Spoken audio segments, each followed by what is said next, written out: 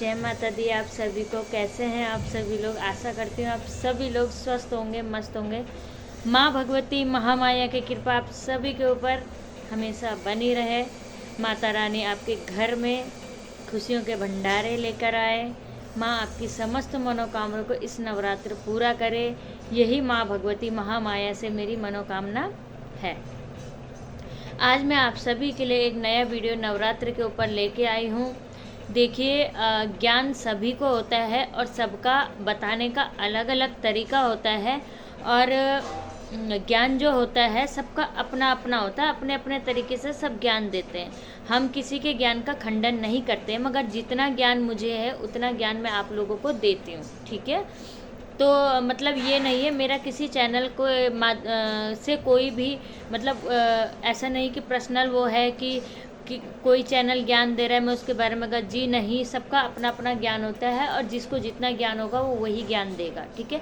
इससे ज़्यादा मैं कुछ भी किसी के बारे में नहीं कहना चाहती हूँ। ये जो अभी मैंने शब्द बोला है इसके पीछे बहुत बड़ा कारण है क्यों बोला है, मगर ये है कि बस मैं ये चाहती हूँ कि आप लोगों का प्यार जिस प्रकार से मुझे मिल रहा है, आप लोग जिस प्रकार से मेरे चैनल को प्यार दे रहे हैं, उसके लिए आप सभी का बहुत बहुत आभार।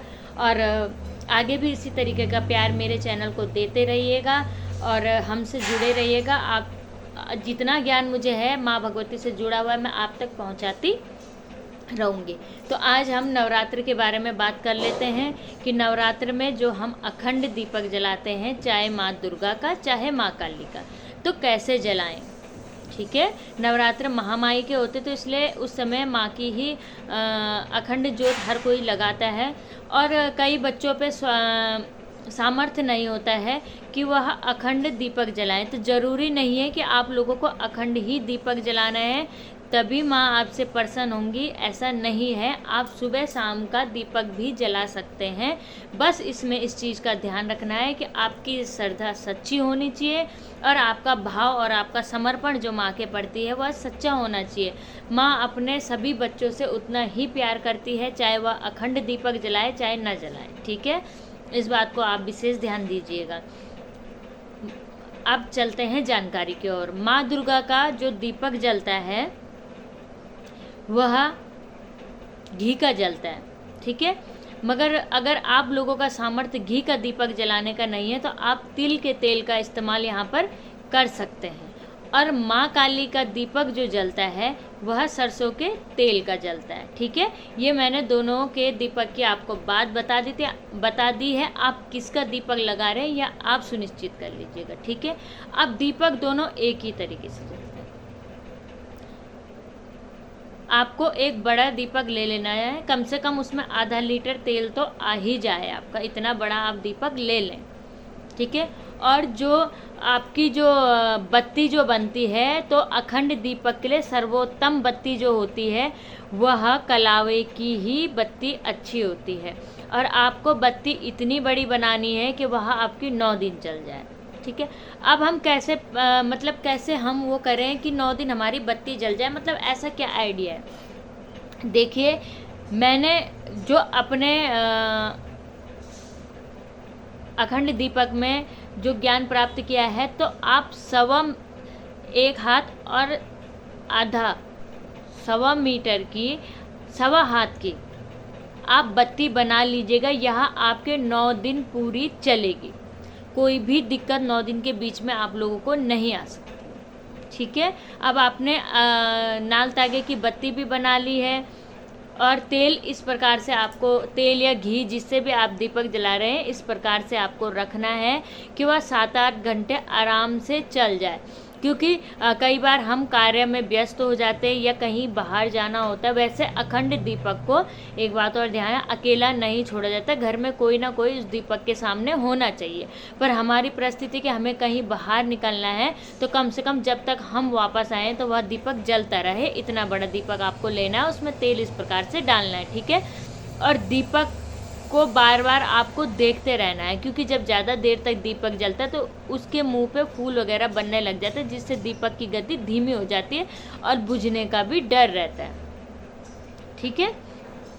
अब क्या है कि आप या तो अष्टदल कमल अगर आपको बनाना आता है, यूट्यूब में आराम से निकल जाएगा, अष्टदल कमल का चित्र आप चावलों को पीला करके, ठीक है, चावलों को पीला करके अष्टदल कमल बना, छोटी सी चौकी रख लेना या कोई प्लेट रख लेना, उस पर अष्टदल कमल बना के उसके ऊपर दीपक को स्थापित करना।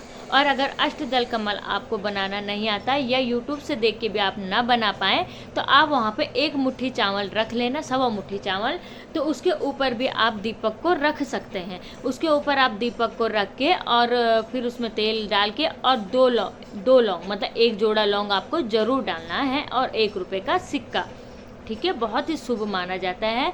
और अखंड दीपक आपको फिर लगाना है, ठीक है। अखंड दीपक के जो नियम है, एक तो सबसे पहला नियम ये है कि अखंड दीपक को कभी भी अकेला नहीं छोड़ा जाता है।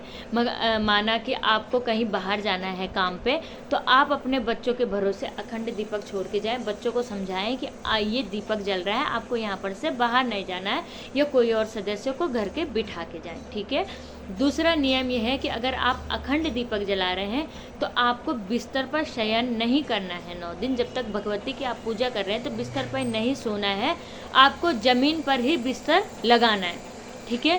फिर ब्रह्मचर्य का आपको पालन करना पड़ेगा। ब्रह्मचर्य किसी भी हालत में आप ब्रह्मचर्य को ना तोड़ें और 9 दिन के व्रत रखें, हो सके फलाहार में रखें। और अगर फलाहार में ही अगर आप 9 दिन के व्रत नहीं रख पा रहे हैं तो आप एक समय में भोजन कर सकते हैं, ठीक है, आप एक समय में भोजन कर सकते हैं, ठीक है।